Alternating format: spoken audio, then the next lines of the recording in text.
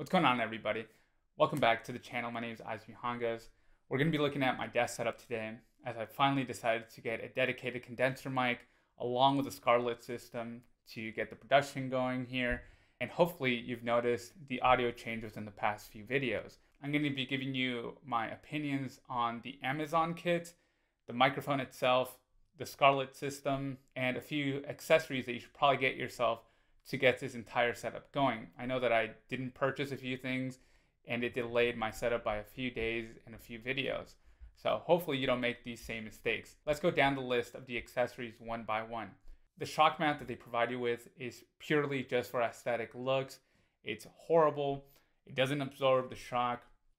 The quality is very low and tightening it is a huge pain. Next is the pop filter, where the quality kind of astonished me.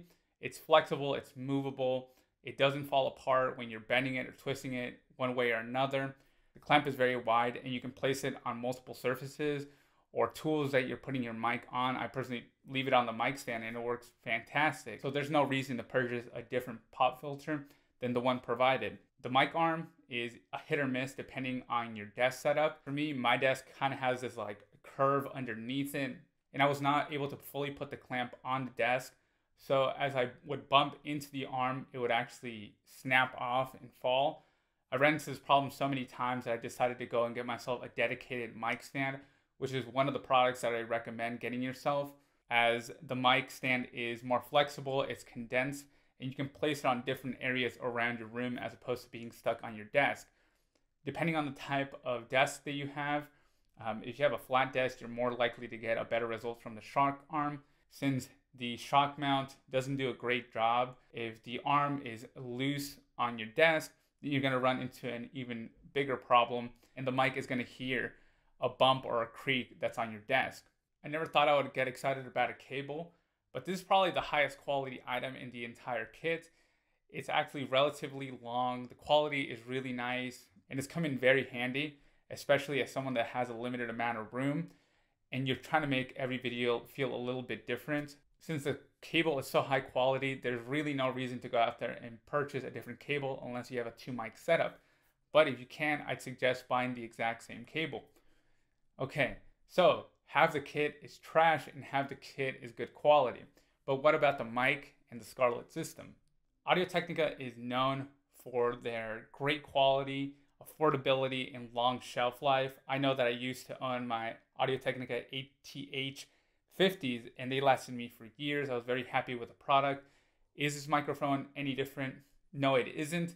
It lives up to the quality that Audio-Technica has provided me with in the past. The color, a nice matte black that looks phenomenal on camera, and it's really easy to travel with it. My only critique about it is the weight. I usually like to have a nice heft to any product that I own, and this feels relatively lightweight. However, don't let that fool you because I have dropped this mic quite a few times and I've seen no change with the way that it records. I don't hear anything in my files. So that's really great to know that this product can handle just a few dings. I wouldn't just suggest dropping it on the floor for fun, but the quality is there. The condenser mic pattern, as you see on the screen, works fantastically. If I were to snap my fingers behind this microphone, you would probably hear it, but it would sound kind of echoey and from far away.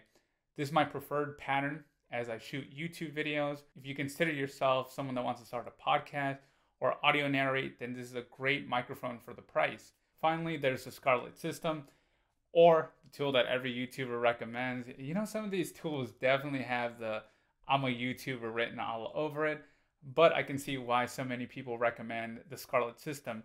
It's fantastically built, a nice industrial feel to it. The knobs are very smooth, buttery smooth, and there are not too many issues with the system. I personally went with the 2-prong one because I think it's only a few more dollars to get it, and it seemed just a little bit more future-proof. One important factor to know is that they finally added USB-C to this updated version, but it does not come with a USB-C to USB-C cable.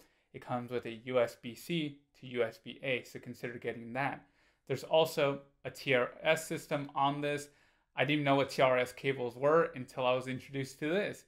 So it's important to purchase a few TRS cables, especially if you have speakers like mine, which allow you to expand on the system like that. I haven't noticed a particular difference in the sound of my music, but it's just nice to have. A thing to note with that headphone jack though is make sure you get this little adapter. I didn't even know that this was an adapter until I tried to plug in my headphones into the Scarlett system and it wouldn't allow me to do so.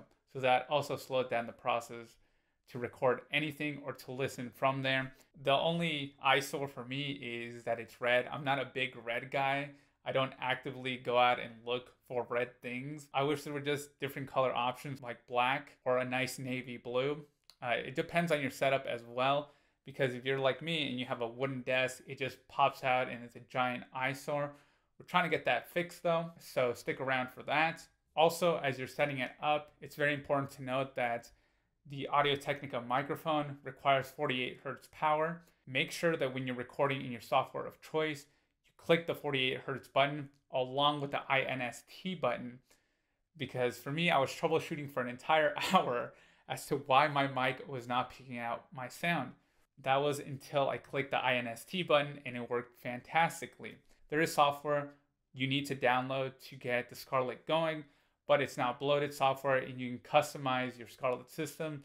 Another minor inconvenience you'll run into with the Scarlett system is that you will no longer be able to use your volume up and volume down buttons on your keyboard. Everything is analog now. If you're someone that much prefers to use the volume up and volume down button on your keyboard, this might be a make or break for you. I know that I was this close to returning the Scarlett system because of this, but the quality and sound that I get from the microphone, I was willing to overlook this and get over it. To get the most out of your system, you're probably going to want to use your software of choice. For me, it's just GarageBand.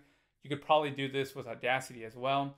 Go ahead and look up a few YouTube tutorials that teach you how to manipulate your voice via the control dock, like this one on GarageBand, and you'll get the best performance out of this microphone.